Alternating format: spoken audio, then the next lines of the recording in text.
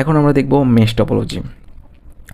Mesh topology কিন্তু খুবই important একটা টপোলজি। সচরাচর মেশ টপোলজি নিয়ে কোয়েশ্চেন করবে, এটা ম্যাথ নিয়েও কোয়েশ্চেন করে, যেটা আমরা নেক্সট ভিডিওতে দেখবো। মেশ টপোলজি হচ্ছে এমন একটা টপোলজি যেখানে প্রত্যেকটা নোড অন্যান্য নোডের সাথে ডিরেক্টলি কানেক্টেড থাকবে। আমি ডিরেক্টলি কানেক্টেড থাকা মানে কিন্তু একটাকে বুঝিয়েছি, সেটা হচ্ছে একটা কম্পিউটার অন্য একটা কম্পিউটারের সাথে ডিরেক্টলি কানেক্টেড থাকবে, মাঝখানে কোনো ডিভাইস থাকতে পারবে না। সো এই মেশ টপোলজিতে প্রত্যেকটা নোডের সাথে কিন্তু ডিরেক্টলি কানেক্টেড। যেমন তুমি এখানে খেয়াল করো, নোড 1 প্রত্যেকটা নোডের সাথে কিন্তু ডিরেক্টলি কানেক্টেড। এই যে দেখো, নোড 3 এর সাথে ডিরেক্টলি কানেক্টেড, নোড 4 এর সাথে ডিরেক্টলি কানেক্টেড, নোড 2 এর সাথে ডিরেক্টলি কানেক্টেড। এবং এটা কিন্তু প্রত্যেকটা নোডের জন্য। দেখো নোড 3ও কিন্তু নোড 1 এর সাথে কানেক্টেড, নোড 2 এর সাথে কানেক্টেড, নোড 4 এর সাথে কানেক্টেড। সো এটার সুবিধা অসুবিধা কি দেখো, প্রত্যেকটা যেহেতু ডিরেক্টলি কানেক্টেড তারা কিন্তু ইজিলি কমিউনিকেশন করতে পারে এবং fault tolerant and reliable. Fault tolerant এবং রিলায়েবল মানে কি, তোমার মেসেজ তুমি যদি চাও যে আমি যেমনিই পারি আমি নোট 4কে মেসেজ পাঠাবো, তুমি পাঠাতে পারবা এবং মেসেজটা নোট 4 এর কাছেই যাবে। এই জন্য এটাকে বলা হয় ফল্ট টলারেন্ট অ্যান্ড রিলায়েবল। এখানে এটা কীভাবে সম্ভব, মনে করো তোমার এই তারের এই কেবলটা নষ্ট হয়েছে, মনে করো। তার মানে কি তুমি নোট 3 এর সাথে কি কমিউনিকেশন করতে পারবা না? অবশ্যই করতে পারবা। কীভাবে? তুমি এইভাবে করতে পারো। একটা রাস্তা আছে, দেখো, তুমি নোড 1 থেকে নোড 4কে দিবা, তারপরে কি নোড 3 এর কাছে সেটা যাবে। সিমিলারভাবে নোড 1 থেকে নোড 2 এর কাছে দিবা, নোড 2 সেটা নোড 3 এর কাছে সেন্ড করে দিবে। আবার তুমি চাইলে নোড 1 থেকে নোড 2 এর কাছে দিতে পারো, তারপরে নোড 4 কাছে যাবে সেটা, তারপরে যাবে নোড 3 এর কাছে। তার মানে কি একটা রাস্তা নষ্ট হয়ে গেছে, তোমার কাছে আদার অনেকগুলো রাস্তা আছে নোড 1 থেকে নোড 3 এর মধ্যে কমিউনিকেশন করার জন্য। যার কারণে এটাকে বলা হয় ফল্ট টলারেন্ট। ফল্ট টলারেন্ট মানে কি, ফল্ট হলেও তুমি মেসেজিং করতে পারবা। আর রিলায়েবল মানে কি, তোমার মেসেজটা যাওয়ার অনেক অপশন রয়েছে। ওকে, তো এটা ছিল তোমার মেশ টপোলজি। এখন এটার অ্যাডভান্টেজ এবং ডিসঅ্যাডভান্টেজ আমরা দেখব।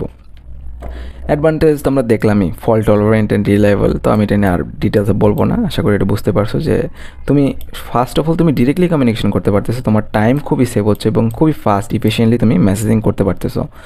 আর কোনো কারণে যদি তোমাদের মধ্যে লিঙ্কটা নষ্ট হয়ে যায়, মনে করি এই লিঙ্কটা নষ্ট হয়ে গেছে, তোমার হাজারটা অপশন আছে তুমি এই কম্পিউটারের সাথে কমিউনিকেশন করার জন্য। কারণ যত বেশি তোমার কম্পিউটার বাড়বে, তোমার কি লিঙ্কের পরিমাণ তত বেশি যাবে, তো অতগুলি রাস্তা ক্রিয়েট হবে। ওকে, সো দেখো তারপরে হচ্ছিলো যে ডিসঅ্যাডভান্টেজ যদি আমরা একটু দেখি, ইস্যু উইথ ব্রডকাস্ট মেসেজ। এটা খুব একটা ইম্পর্ট্যান্ট জিনিস। এর কারণে মেশ টপোলজিতে কখনো ব্রডকাস্টিং করতে নাই। যদি করো তাহলে পুরো নেটওয়ার্কটাই তোমার ট্রাফিকের কারণে বন্ধ হয়ে যাবে। কী জিনিসটা একটু বোঝা ট্রাই করি, সময় লাগবে। দেখো ব্রডকাস্টিং মানে কি, ব্রডকাস্টিং মানে হচ্ছিল নোড 1 একটা মেসেজ দিবে, এখন এই মেসেজটা যে রিসিভ করবে সে কী করবে, সেই মেসেজটা সবার কাছে পাঠিয়ে দিবে। ঠিক আছে, তো নোড 1 মনে করো নোড 4কে একটা মেসেজ দিল, তাহলে ব্রডকাস্টিং করতে বলছে, তার মানে কি নোড 4 কী করবে, সবার কাছে মেসেজটা পাঠিয়ে দিবে। হ্যাঁ, সবার কাছে পাঠাইলে কি নোড 3 এর কাছে সেটা যাবে এবং সেটা নোড 2 এর কাছে যাবে। ওকে, এখন যেহেতু এটা একটা ব্রডকাস্ট মেসেজ, নোড 3ও কী করবে, সবার কাছে মেসেজটা পাঠাবে, সেটা আবার নোড 1 এর কাছে যাবে, সেটা আবার নোড 2 এর কাছে যাবে। ওকে, আবার নোড 2 তো রিসিভ করে রাখছিল, সেটা নোড 1 এর কাছে যাবে, নোড 3 এর কাছে যাবে।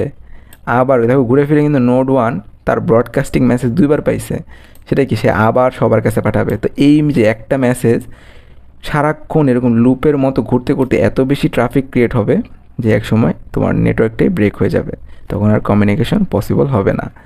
এটা বলছে যে ইস্যু উইথ ব্রডকাস্টিং মেসেজ। ওকে, আচ্ছা, expensive and impractical for large network. কেন?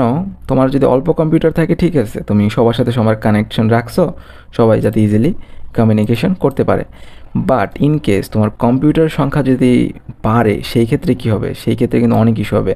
দেখো 4টা কম্পিউটার তো ঠিক আছে, এখানে দেখো মাত্র কয়টা, 3, 6, 7টা কম্পিউটার ইউজ করার ফলে জাস্ট 3টা কম্পিউটার আমি বাড়াইছি, যার ফলে কী হইতেছে দেখো কতগুলি তার, কতগুলি ক্যাবেল তোমার এক্সট্রা অ্যাড করা লাগছে এবং কি কমপ্লেক্স একটা ডিজাইন ক্রিয়েট হয়েছে। সো তোমার ইস্যু হবে, মানে এটা একটা কমপ্লেক্সিটি ক্রিয়েট করে দেয়। কার সাথে কার লিঙ্ক আছে না আছে এগুলি ম্যানেজ করা কখনোই সম্ভব নয় যদি অনেক বেশি কম্পিউটার হয়ে যায়। ঠিক আছে, তেমন 60টার জন্য কত, তাহলে তুমি চিন্তা করো যদি 100টা কম্পিউটার থাকে এবং তাদের মধ্যে যদি মেশ টপোলজি অ্যাপ্লাই করো, তাহলে কিন্তু অনেক বেশি ক্যাবেলের প্রয়োজন এবং ডিজাইনটা অনেক বেশি কমপ্লেক্স হবে, যেটা কখনোই প্র্যাকটিক্যাল না ফর এ লার্জ নেটওয়ার্ক। ওকে, তো এই ছিল মেশ টপোলজির অ্যাডভান্টেজ এবং ডিসঅ্যাডভান্টেজ।